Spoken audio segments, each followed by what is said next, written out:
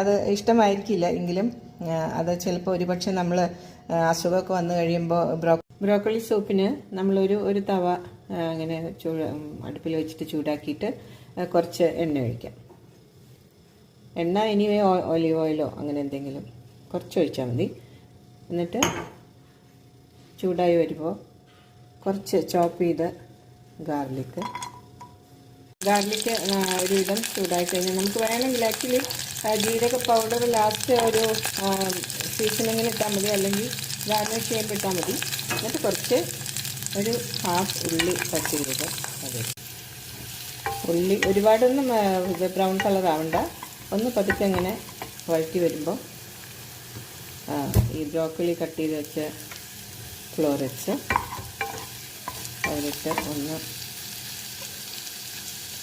അത് ചെറുതായിട്ട് കട്ട് ചെയ്യുക അല്ലെങ്കിൽ വലുതായിട്ട്. ബ്രോക്കോളി എപ്പോഴും നമ്മൾ വാങ്ങിക്കുമ്പോൾ അതിൽ ഒരു ഗ്രീൻ കളർ തന്നെ ഉണ്ടാവണം. കുറച്ച് കളർ മാറി തുടങ്ങി അത് അത്ര നല്ലതല്ല, ഫ്രഷ് അല്ല എന്നർത്ഥം. അതൊന്ന് വാടിയാൽ മതി. എന്നിട്ട് അതിൽ കുറച്ച് ഉപ്പിടണം. പിന്നെ ഷുഗർ പറ്റുന്നവർക്ക് വേണമെങ്കിൽ ഒരിത്തിരി ഷുഗർ ഇടാം. നമ്മളിപ്പോൾ 60+ എന്ന് പറഞ്ഞാണല്ലോ ഉണ്ടാക്കുന്നത്, അതുകൊണ്ട് മിക്കവാറും എല്ലാവർക്കും ഷുഗർ ഉണ്ടാവും. അതുകൊണ്ട് ഷുഗർ ഇടണം നിർബന്ധമില്ല. പിന്നെ അതിൻ്റെ കൂടെ കാഷ്യൂ നട്ടോ അല്ലെങ്കിൽ വാൾനട്ട്സ് ഒക്കെ നമുക്ക് വെറുതെ തിന്നാൻ പറ്റാത്തവർക്ക് കുറച്ച് 1-2 വാൾനട്ട്സ് ആക്ച്വലി ചിലപ്പോൾ പലർക്കും ഇഷ്ടമല്ല തിന്നാൻ. അപ്പോൾ അതൊക്കെ ഒന്ന് ഇതിൽ കൂടെ അരയ്ക്കുന്നതിൽ കൂടെ. ഇനി ഇതെല്ലാം കൂടെ നമ്മളെടുത്ത് നല്ലവണ്ണം പേസ്റ്റ് ആക്കുകയാണല്ലോ. അപ്പോൾ കാഷ്യൂ നട്ട് അതുപോലെ വഴറ്റണമെങ്കിൽ നമ്മളൊരു കുറച്ച് ഒരു ഇങ്ങനെ ഒന്ന് ക്ലോസ് ചെയ്ത് വെച്ചാൽ മതി കുറച്ച് നേരം. പിന്നെ വേണമെങ്കിൽ ഒരു തുള്ളി വെള്ളം ഒഴിക്കാം. വഴറ്റിയ ബ്രോക്കലി ചൂടാറുമ്പോൾ നന്നായിട്ട് ഒരു ഹാഫ് ഗ്ലാസ് പാൽ ഒഴിച്ചിട്ട് നന്നായിട്ട് അരച്ച് പേസ്റ്റ് ആക്കിയിട്ട് അതേ തവ തന്നെ നമ്മൾ വെച്ച് അതിലേക്ക് ഒഴിക്കുക. നല്ലപോലെ അരയാത്തതാണെങ്കിൽ നമുക്ക് വേണമെങ്കിൽ അരിക്കാം, അല്ലെങ്കിൽ അത് വീണ്ടും ഒന്നും കൂടെ അരയ്ക്കാം. ഇതിപ്പോൾ ഒരു 1-2 ചെറിയ പീസുകളൊക്കെ ഉണ്ട്. കുറച്ചും കൂടി പാൽ ഒഴിക്കണമെങ്കിൽ ഒഴിക്കാം, അല്ലെങ്കിൽ വെള്ളം ആക്കണമെങ്കിൽ ഒഴിക്കാം.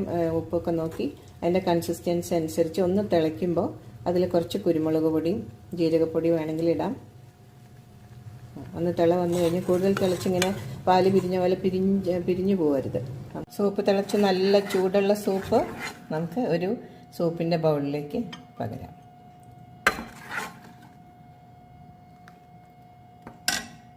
ക്രീം കുറച്ച് ഒഴിക്കാം, അത് ഓപ്ഷനിലാണ്, ക്രീം വേണമെന്നില്ല. അങ്ങനെ പ്ലെയിനായിട്ട് കഴിക്കാൻ ഇഷ്ടമില്ലാത്തവർക്ക് ഇതുപോലെ ബ്രെഡ് ക്രംസ് ഇടാം.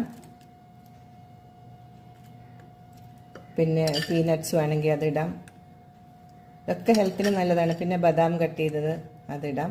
എന്നിട്ട് ലാസ്റ്റ് ഒരു വേണമെങ്കിൽ എരിവ് കൂടുതൽ വേണ്ടവർക്ക് കുറച്ചും കൂടി കുരുമുളക് ഗാർണിഷ് ചെയ്തിട്ട് നല്ല ഹോട്ടായിട്ട്